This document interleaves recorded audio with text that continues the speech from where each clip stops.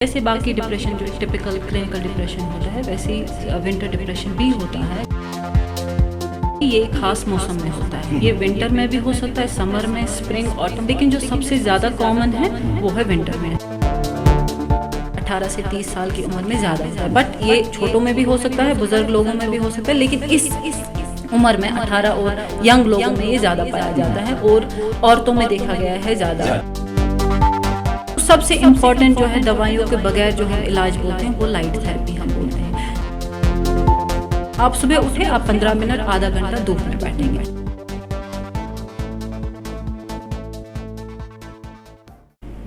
मौसम के साथ मूड तब्दील होना एक आम सी बात है, लेकिन सीजनल अफेक्टिव डिसऑर्डर या विंटर डिप्रेशन एक ऐसी दिमागी बीमारी है जो कि रोज़मर्रा के मामलात को बुरी तरह मुतासिर करती है। मौसम सरमा के दौरान भूख ज़्यादा लगना, नींद ना आना या उदासी ऐसे अलामात हैं जो सीजनल अफेक्टिव डिसऑर्डर के हो सकते हैं। हमारे साथ इस वक्त मौजूद हैं माहिर नफ्सियात डॉक्टर हिना। खुशामदीद है आपका यूट्यूब भारत में। अस्सलाम वालेकुम। डॉक्टर साहब, सबसे पहले जानना चाहूँगा कि जिसे हम विंटर डिप्रेशन भी कहते हैं, सीजनल अफेक्टिव डिसऑर्डर किससे कहते हैं और ये किस तरह एक आम आदमी को मुतासिर करता है?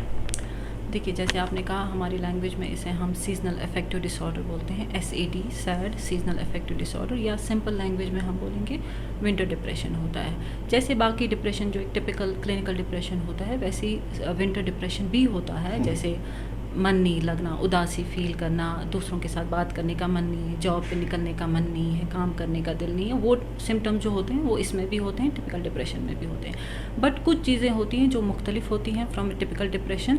पहले तो यही कि ये खास मौसम में होता है, ये विंटर में भी हो सकता है, समर में, स्प्रिंग, ऑटम, लेकिन जो सबसे ज़्यादा कॉमन है वो है विंटर में। जैसे ही हमारा फॉल आने लगता है, ऑटम आने लगता है या विंटर आने लगता है तो डिप्रेशन के सिम्टम्स आना स्टार्ट हो जाते हैं। तो वो एक खासियत है इसकी। सिम्टम्स ऐसे हैं जो मुख्तलिफ होते हैं टिपिकल डिप्रेशन से। जैसे फॉर एग्जांपल, जब हमारे पास डिप्रेशन का पेशेंट आता है वो बोलते हैं कि हमें डॉक्टर साहब नींद नहीं आती है। जो लेकिन विंटर डिप्रेशन वाला पेशेंट होता है वो बोलते हैं हमें नींद ज़्यादा आती है। अच्छा। एक हो गया सुबह बिस्तर से निकलने का मन नहीं है, वो अलग बात है। दूसरा हो गया सुबह नींद बहुत ज़्यादा होती है, उस वजह से उठ नहीं पाते। तो दोनों चीज़ें होती हैं। दूसरा ये कि जो डिप्रेशन वाला पेशेंट होता है वो बोलते हैं हमें भूख नहीं लगती है, लेकिन जो विंटर डिप्रेशन वाले होते हैं उनको भूख ज़्यादा लगती है। उनको क्रेविंग होती है, चीनी वाली मीठी चीज़ें जो होती है उनको क्रेविंग होती है। चावल वो ज़्यादा कार्बोहाइड्रेट वो ज़्यादा लेते हैं। यूजुअली हम बोलते हैं कि आम इंसान जो खाना जब हम खाते हैं हम थोड़ा ड्राउजी फील करते हैं, हमें नींद आने लगती है। लेकिन जो विंटर डिप्रेशन वाले पेशेंट्स होते हैं जब ये खाना खाते हैं तो इनको थोड़ा अच्छा फील होता है। तो इनको क्रेविंग होती है, कार्बोहाइड्रेट्स की क्रेविंग होती है। प्लस जो एक सिम्टम है जो बहुत ज़्यादा इनमें पाया गया है वो होता है फटीग, थकावट की कंप्लेंट ये लोग बहुत ज़्यादा करते हैं, जो कि टिपिकल डिप्रेशन में उतना ज़्यादा नहीं होता है। तो ये 3 चीज़ें होती है, नींद ज़्यादा आना, भूख ज़्यादा लगना और थकावट बहुत ज़्यादा महसूस करना। ये स्पेसिफिक नहीं बोलूँगी मैं, लेकिन ये इस विंटर डिप्रेशन में बहुत ज़्यादा होता है। बिसाइड्स बाकी जो डिप्रेशन के सिम्टम्स होते हैं वो भी इसमें होते हैं। अच्छा, चूँकि आपने खुद जिक्र किया कि ये सीजनल अफेक्टिव डिसऑर्डर जो है हर एक मौसम में होता है, लेकिन मौसम सरमा में इसको ज़्यादा देखा जा रहा है, इसकी खास वजह क्या है?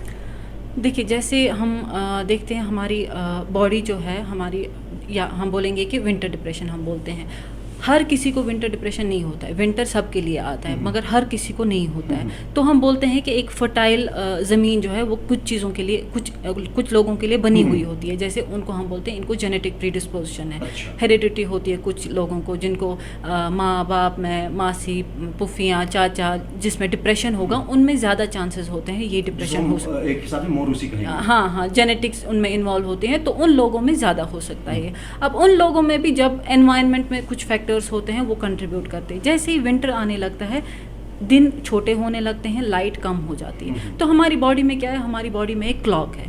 जैसे हमारी दीवार पे क्लॉक घड़ी लटकी हुई है, वो बैटरी से चलती है। उसको देख के हम खाना खाते हैं, हमें सोना कब है, हमें खाना कब है, हमें जॉब पे कब निकलना है, हमें वापस कब आना है, तो उस हिसाब से करते हैं। तो हमारी बॉडी में भी एक तरह की क्लॉक है जो किससे चलती है, जो लाइट से चलती है। लाइट हमारी आंखों से आई, हमारे ब्रेन में जो क्लॉक है उस पर पड़ी, तो वो क्लॉक जो है वो हमारी बॉडी की पूरी फंक्शनिंग को कंट्रोल करता है। तो समर में जो होती है ये क्लॉक अच्छे से चलती है, लेकिन विंटर में जैसे ही दिन छोटे होते देखते हैं तो सनलाइट होती है वो विंटर में कम हो जाती है, तो उस वजह से इस क्लॉक की फंक्शनिंग ऊपर नीचे हो जाती है। जैसे हम देखते हैं जहाँ जिन जगहों पे विंटर ज़्यादा हार्श होता है, जिन जगहों पे विंटर में दिन बहुत छोटे होते हैं या विंटर बहुत ज़्यादा प्रोलॉन्ग्ड होता है, कुछ कुछ जगह होती है जहाँ 6-6 महीने विंटर होता है, जिस तरह कश्मीर में। हाँ, वहाँ पे ज़्यादा मकदार में ये विंटर डिप्रेशन होता है एज़ कम्पेयर टू जहाँ समर्स ज़्यादा होते हैं, जहाँ दिन बड़े होते हैं। हमारी बॉडी में एक स्ट्रेस हार्मोन होता है और ये स्ट्रेस हार्मोन जैसे दिन बढ़ता है उसकी लेवल थोड़ी थोड़ी कम हो जाती है, शाम में ये सबसे कम होता है तो बॉडी फिर रिलैक्स हो जाती है। इस स्ट्रेस हार्मोन को भी यही क्लॉक कंट्रोल करती है, तो इसका भी फंक्शनिंग सही से नहीं होती है विंटर में। विटामिन डी की डेफिशिएंसी होती है विंटर्स में, धूप में नहीं जाते हैं हम तो विटामिन डी कम हो जाता है। विटामिन डी की डेफिशिएंसी को भी लिंक किया गया है डिप्रेशन के साथ, तो वो भी होता है। और बाकी चीज़ें जैसे हम एक्सरसाइज नहीं करते हैं, वेकेशंस होती है, बहुत जो एम्प्लॉयज़ होते हैं उनको वेकेशंस होती है, ज़्यादातर हम घर में ही होते हैं, अपने रिश्तेदारों से नहीं मिलते हैं, लोगों से ज़्यादा नहीं मिलते हैं, सोशलाइज नहीं करते हैं, एक्सरसाइज नहीं होती है, तो बाकी कंट्रीब्यूटिंग फैक्टर्स हो सकते हैं। अच्छा, आपने कहा कि जेनेटिक फैक्टर भी इसमें है, दीगर कौन से लोग हैं जो इससे मुतासिर होते हैं और क्या उम्र और जिन्स से इसका कोई ताल्लुक है?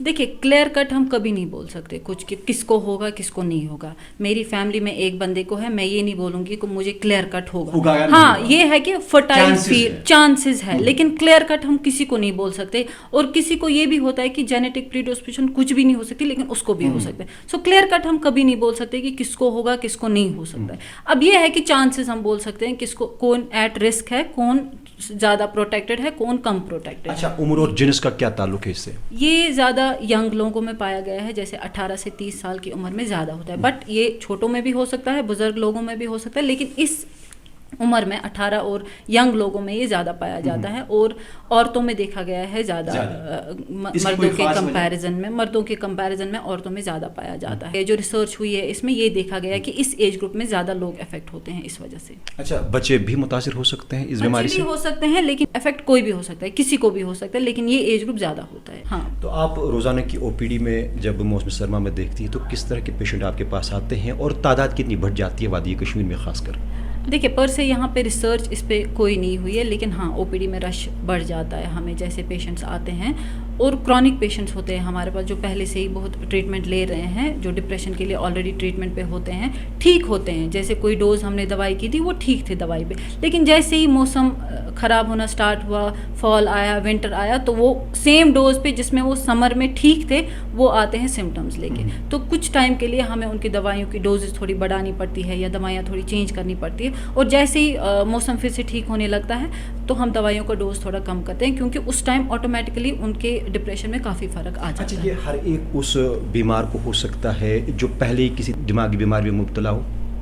हाँ, किसी को भी हो सकता है, लेकिन समर में over a period of time 10 साल 20 साल की इलनेस है, उसको समर में भी डिप्रेशन हुआ होगा, उसको विंटर में भी हुआ होगा, लेकिन विंटर में जो हुए हैं उनकी मिकदार ज़्यादा है अगर हम समर के डिप्रेशन के साथ कंपेयर करेंगे। अच्छा, सीजनल अफेक्टिव डिसऑर्डर या विंटर डिप्रेशन जिसे कहा जाता है, इसका इलाज क्या है? क्या दवाई से इसका इलाज किया जाता है या थेरेपी भी इसमें अहम रोल अदा कर सकती है? देखिए, एक है प्रिवेंशन। जैसे कुछ लोग हैं उनको अब पता है कि विंटर आ गया तो डिप्रेशन की चांसेस है, तो प्रिवेंट करने के लिए कुछ स्ट्रेटजीज होती है। और अब अगर डिप्रेशन हो गया उसमें भी कुछ दवाइयों के बगैर भी कुछ तरीके हैं जिससे इम्प्रूवमेंट हो सकती है, लेकिन जहाँ पे ये क्लिनिकल लेवल पे आ जाता है, जहाँ पे सीवियर डिप्रेशन होता है, वहाँ पे प्रोफेशनल हेल्प लेनी चाहिए, डॉक्टर के पास जाना चाहिए, दवाइयों की ज़रूरत होती है। लेकिन दवाइयों के साथ साथ जो बाकी चीज़ें हैं वो करनी ही करनी है, चाहे माइल्ड, मॉडरेट या सीवियर लेवल पे डिप्रेशन है। तो सबसे इम्पॉर्टेंट जो है, जो मैंने बोला जिस वजह से होता है, वो है लाइट कम हो गई, उस वजह से डिप्रेशन हो गया। तो सबसे इम्पॉर्टेंट जो है दवाइयों के बगैर जो हम इलाज बोलते हैं वो लाइट थेरेपी हम बोलते हैं। लाइट थेरेपी ये है कि सिंपल लफ्ज़ों में अगर हम बोलेंगे, सिंपल, बिना किसी अपैरेटस के, बिना किसी हाई फाई गैजेट के, आप सुबह उठे, सुबह आप गए, अगर धूप है, विंटर में भी धूप होती है, हर रोज़ बर्फ़बारी नहीं होती है, आप सुबह उठे, आप 15 मिनट आधा घंटा धूप में बैठेंगे, आप कोई भी काम कर सकते हो, एक्सरसाइज कर सकते हैं, आप योगा कर सकते हैं, आप मेडिटेशन कर सकते हैं, आप बुक पढ़ सकते हैं, आप ब्रेकफास्ट कर सकते हैं, नाश्ता कर सकते हैं अपना, और साथ में ही आप धूप भी लेंगे।